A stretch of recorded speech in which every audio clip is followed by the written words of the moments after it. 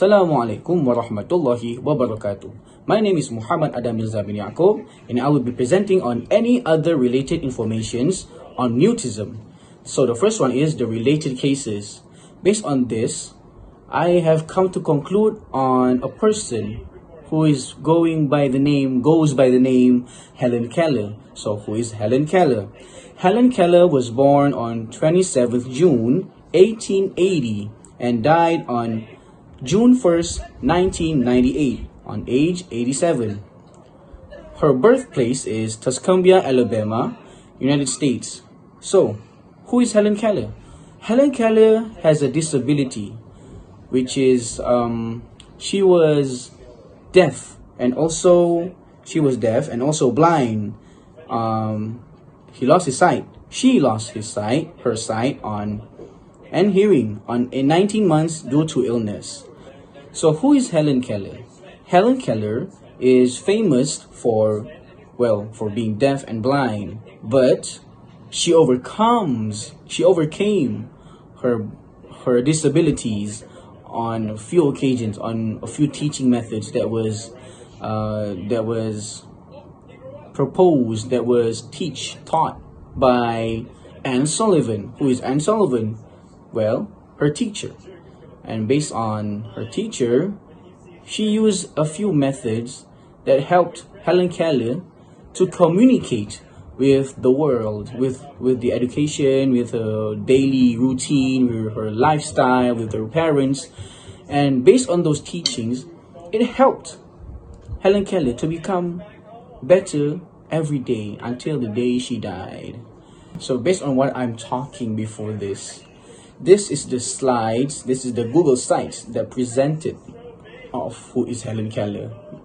There's a lot of biodata about her, including her disability, how she overcomes it, and a lot of other things that you can find on the Google sites. Now, let's move on to the teaching methods. The teaching methods used for Helen Keller, that was used by Anne Sullivan, which is her teacher, her nanny, her tutor, to help Helen Keller to communicate, which is the first one is tactile teaching. Tactile teaching, it actually involves using touch, texture, and physical movement to teach students.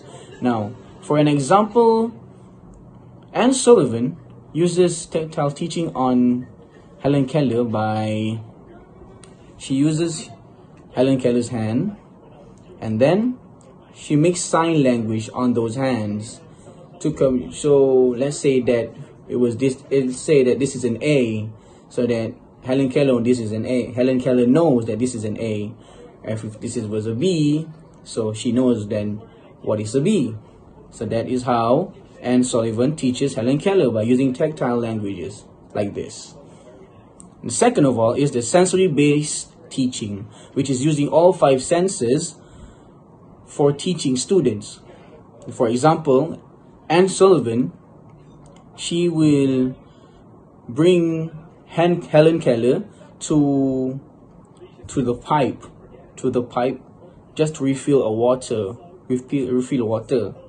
And then suddenly Helen Keller realized that when she touches the water, she knew that was water, and tries to communicate with Anne Sullivan if that is water or not, using the tactile languages, the tactile teaching by sign languages.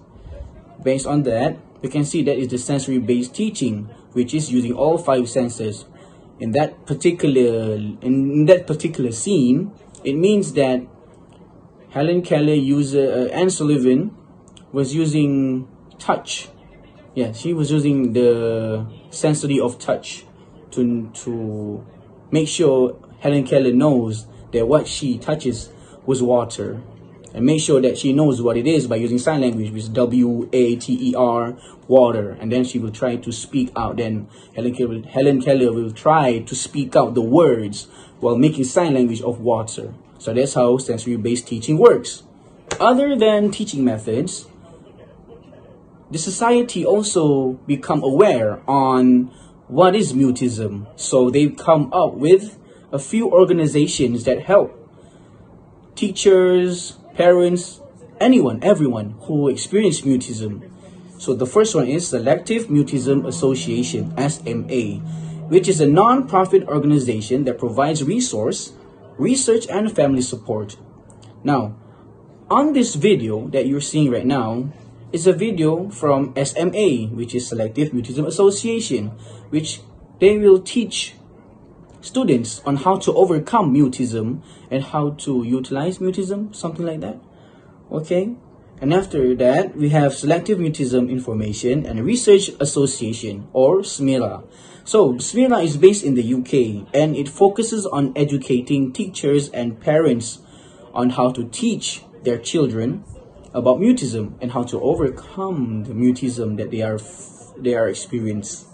And last but not least, which is local awareness campaigns, where in schools and communities they also become aware on mutism, where students are afraid, are feared, are anxious to speak up, to use their vocal to communicate with one another. So they come up with a few programs, or let's say seminars, programs, and also a few days that they can use it to utilize it, make it like a silent day, which is one day where all students cannot speak but only use sign language, so that they know how students with mutism are struggling to communicate with one another, not just by using words, but also sign language. That's why we have the local awareness, where teachers, schools, communities will come up with a program, an event, a day that respects mutism, and make people understand on how to make people to understand people who have mutism and how to help them who have mutism. Okay, last but not least is the reflection. So, what did I learn from mutism? First of all, learning about mutism has deepened my understanding of how communication challenges can profoundly affect an individual's social, emotional, and academic life. Mutism, especially selective mutism, is not merely a refusal to speak, but a complex anxiety-based disorder where the person feels physically unable to talk in certain situations. This realization reminded me that what may seem like defiance or shyness is often rooted in deep emotional distress. I've come to appreciate the importance of empathy and patience when interacting with individuals with mutism. Teachers and caregivers play a crucial role in creating a safe, supportive, and pressure-free environment where communication can develop naturally. The focus should not be on forcing speech, but rather on building trust and confidence. Through consistent, positive interactions and inclusive teaching strategies. I also learned how multisensory and tactile teaching methods, such as visual aids, gestures, or hand-on activities, can help students express themselves and participate without relying solely on verbal communication. It reinforces that the idea that communication goes beyond spoken words. It involves connection, understanding, and acceptance. Ultimately, studying mutism has reminded me that every learner has a voice. Even if it's not always spoken, it challenges educators and peers alike to listen, to compassion, to notice the unspoken, and to value expression in all its forms. My name is Muhammad Adam bin Yaakob. That is all from me. Assalamu alaikum.